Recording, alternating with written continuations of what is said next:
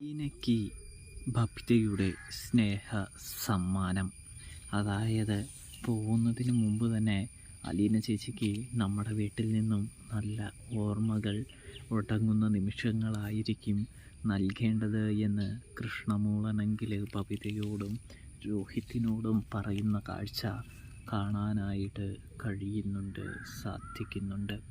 അതുകൊണ്ട് തന്നെ അവർ എല്ലാവരും ചേർന്ന് അലീനയെ സന്തോഷിപ്പിക്കാനും അലീന ചേച്ചിക്ക് ഇഷ്ടപ്പെട്ട കാര്യങ്ങൾ ചെയ്യാനുമായിട്ട് തുടങ്ങുന്നത് കാണാനായിട്ട് കഴിയുന്നുണ്ട്, സാധിക്കുന്നുണ്ട്.